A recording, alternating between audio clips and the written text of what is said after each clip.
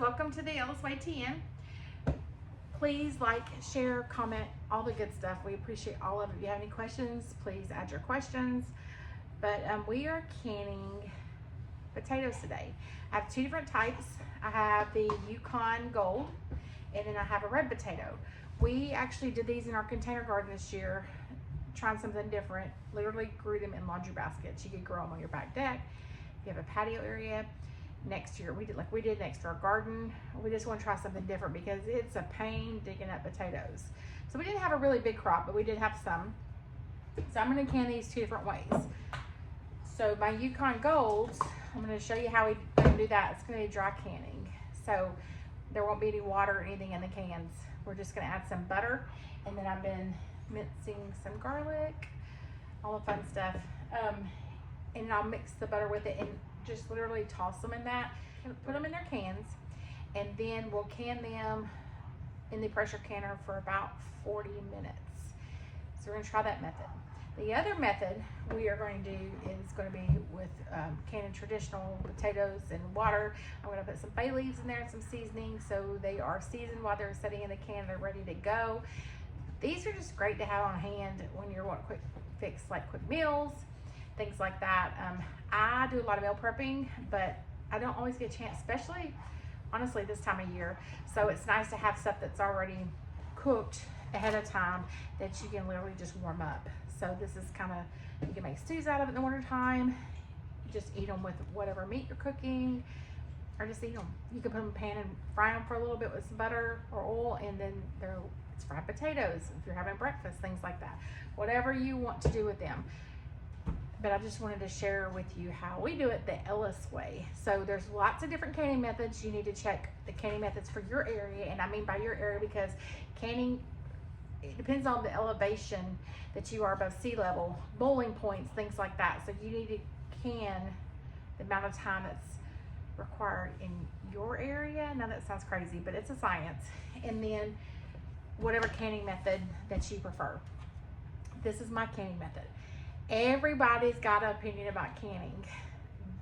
I've been canning about 30 years. I don't know everything. I try new stuff every single year. But this is my method, and it works for us. So it may not work for you, but this is the Ellis way of how we do things. So literally the reason I named this channel the Ellis Way TN is because everybody has a different way of canning, and this is the Ellis way. So I had somebody make a comment, you can't can squash and zucchini because it just, clumps together, and then it doesn't, it goes bad and it's just mush. Well, it doesn't. Mine still, I can show you a picture. Mine's still like literally held up just like the day I canned it, but it's cooked and it's ready to go. So it could literally be warmed up and put on a plate. So this is my method for canning potatoes. Do whatever methods you want if you don't like mine, but this is just a simple, easy way to can. Canning should not be difficult. You can enjoy it. Like, we're just getting into our canning season. I've got on my dining room table over, you can't see, I've got peppers I'm canning this week. We've got pears. I'm going to do pear preserves this week. We have okra. We're doing pickled okra this week. Then by probably next Saturday, Sunday, I'll be full force into tomatoes. We make tomato sauce. I'll probably make salsa this year. I'm not sure what else I'm going to make with them, but probably just canned tomatoes, a lot of them. So I'm getting low on those. So anyways, this is how I'm going to do potatoes, and I'll kind of show you as I go. But literally the Yukon Golds are already cut up. So they're already cut up and ready to go. I'm going to add the butter and the garlic and toss them, and then I'm just going to put them in the cans. My cans are in the oven, sterilized, keeping warm. My lids and rings are ready to go. They've already been boiled and sterilized. So that's all we're going to do with these. Super easy, and I'm going to get going on those. So literally adding the butter, garlic, tossing, putting in cans. Okay, so I have soaked these potatoes, cleaned them really well, and then after I cut them up, I soaked them in water for about really cold water for about 3 hours, and it just kind of helps remove some of the starch so they don't break down so much in the jar. And then you drain them, make sure they're really getting dry, And then we're gonna add, I have garlic in here that I've melted with butter. So the butter is infused with the garlic, and I'm just gonna pour over it and make sure we get it all in there. And then we're just gonna toss it. So we're just gonna get it all tossed. And once we get it pretty good, everything's coated, I'm gonna add salt. So once I get the salt kind of spread on there, I'm just gonna toss it again. And then these are ready to go in the cans. Once I put them in the cans, like I said, I'm going to put them in the pressure cooker. I actually have a digital electric pressure cooker, and it has been life-changing for me because pressure cookers are really intimidating to me and they put off a lot of heat. So this electric one barely puts off any heat. It's awesome, super efficient. And for me, even if you're doing, especially for small batches, things like that. So these potatoes are coated. I am going to can them just like this. So we're ready to start canning potatoes. I've let the butter rest on them for a little bit. And then the garlic, of course, is infused in the butter, and they smell delicious. I love the Yukon Gold. So we're gonna start canning. This is one of my favorites. This helps keep the rings of the jars clean as best you can. And then this is also for taking the jars out of either the oven or the canner. If you watch me can, I sterilize my jars in the oven. So it's the Ellis way, TN. May not be your way, but I clean them, wash them really good with hot soap and water. Like I let them soak in hot water and soap. Clean them really good. Then I leave just a little bit of water in them so they'll steam in the oven. And then I cook them in the oven, or let them sit in the oven for probably about 15 to 20 minutes, which is probably a little too long, but I leave them in there till I'm ready to use them. They stay warm that way. They stay sterilized. The lids and rings I put on the stove in boiling water and let them boil. And for 5 to 10 minutes, they're sterilized. So everything's sterilized. So then we're gonna put, and that's pretty much for everything that I can. That's how I do that. So it's not that hard. Then the potatoes, we're just gonna put them in the can, put the lids on, put them in the can. To load these, you always want to leave your inch headspace. So just keep that in mind. And you can, you know, pack them in there pretty good. You just want to leave your inch headspace. These jars, if it was just me and my husband eating, this would be plenty. If you have, I have the bigger jars, but I chose not to use them. So we're just using these quart jars. And then, but this, for my husband myself, this is a perfect size to do. So, like I said, we just kind of pack them down in there. And I'm just gonna pack them, all of them, put the lids on them. I always wipe my ring with a really clean cloth once I'm done loading, because you'll get butter on there, like whatever you're putting in the jar. So you always want to make sure that they are good and clean before you put the lids on there. And like I have some really small ones. And also when cutting up the potatoes, you want to kind of keep them uniform so they're all about the same size. I literally, most of them, just cut them in quarters because it's easier. They're uniform. They'll cook evenly when you're ready to use them. You can slice them. I have a friend that slices them really thin, and she makes hash browns with them. She like takes them out of the can, drains them. What she puts in water, she drains them, and then she puts them in a pan, cooks them up like hash browns. You can slice them however you like. I just chose to do these in quarters, but just keep them all kind of uniformed about the same size. So this can put one over in that corner. You can pack them in there, like I said, just leave your your inch of headspace. So that looks really good. And since I'm not adding water to these, I don't have to worry about them floating up a little bit or anything above that headspace. So we are good. And I always kind of pack it down like that. Then we're gonna, some people even put a little bit of vinegar on their cloth before they wipe the, especially if you're using oil, like I'm using butter, but I didn't get much on mine, so I'm not really gonna worry about that. But if I was using or get messy, I would probably put just a little bit of vinegar.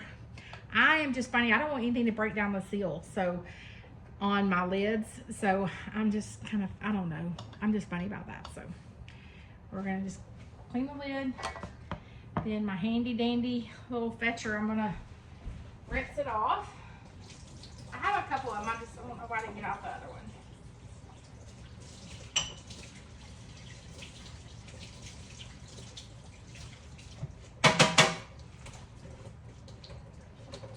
So I have my hot lids, and I'm gonna just move it just a little bit. So this is awesome for getting your lids. It's awesome for packing stuff in the jars. It's awesome for getting your lids out of a hot. I keep my lids warm because there is a seal in there, and I think that helps them seal a little bit better. It's just, to me, it's just common sense that if you keep that rubber warm, that when you put it down on a hot jar, it's just gonna seal better. So just lightly tighten it. And we're just gonna repeat till we're done.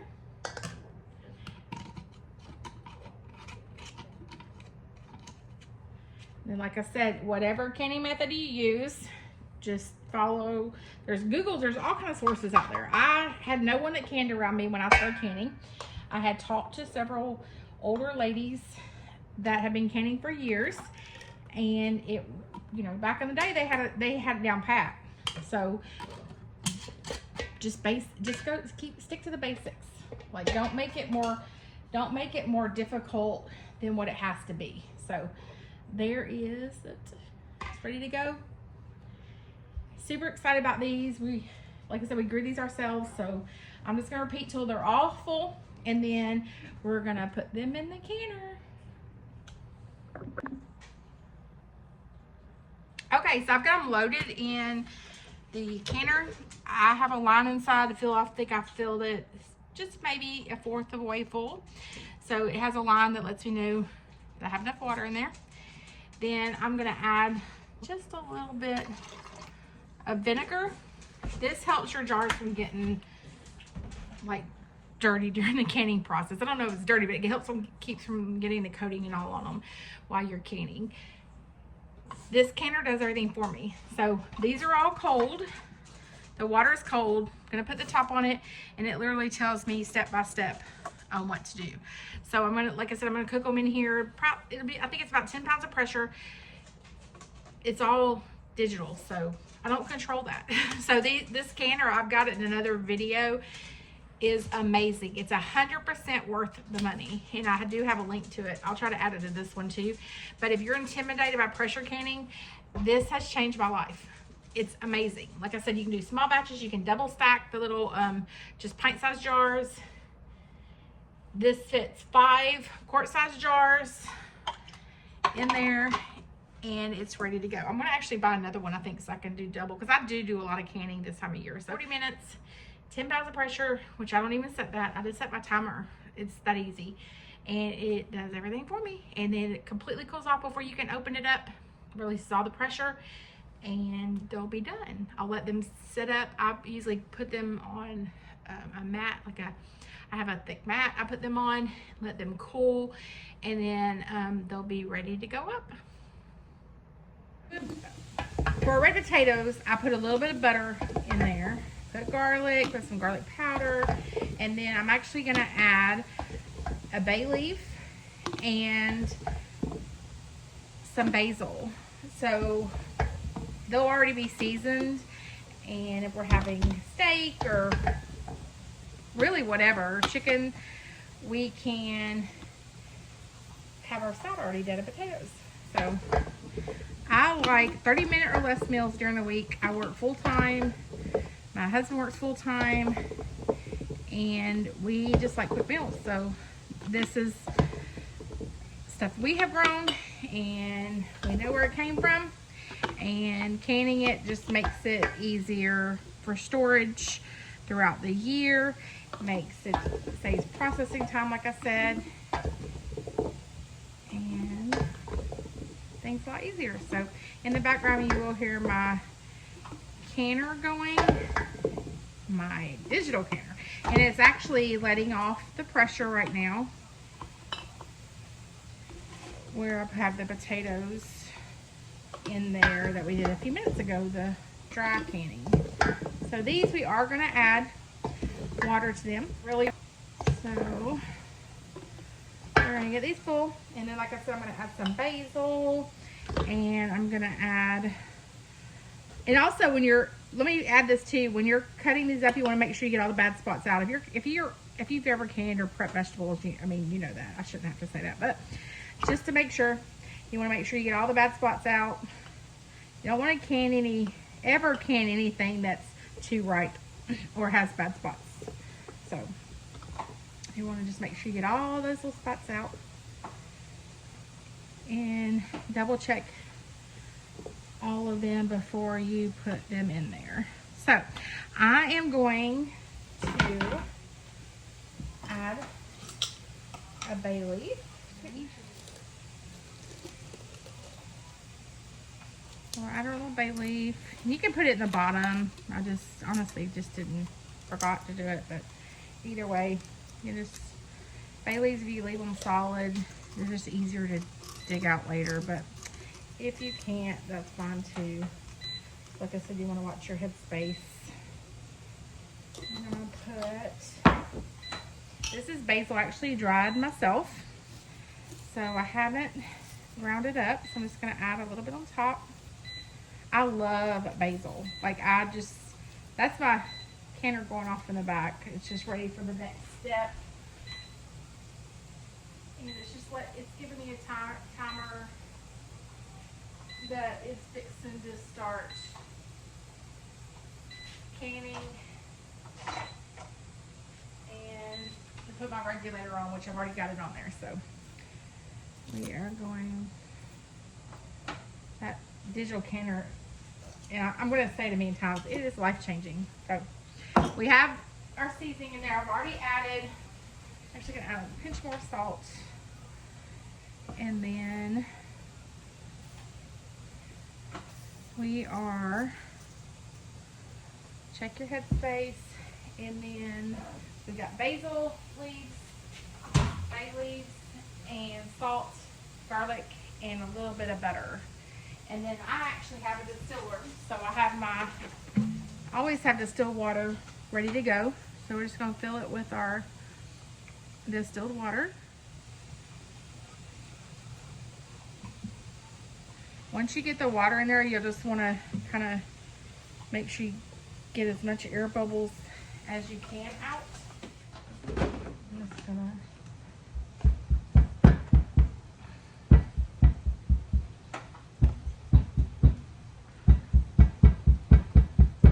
and you can also put your, like, a spoon in there, or I usually use, so you can take this and kind of just push it down and push it to the side, and that lets out air bubbles too. Because last thing you do is fill it up and not have enough water in there. So I just kind of move them around. That releases some of the water out on both sides, and then just kind of pack it down in there. This one could use just a little bit more water. And then they are ready. Good. And then let me get top. And then I'll just continue filling these. That's what it looks like.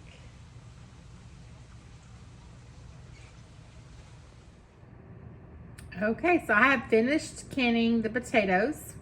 On the left, you will see the dry can method right here. They're still a little warm. So, and then this would be with water added.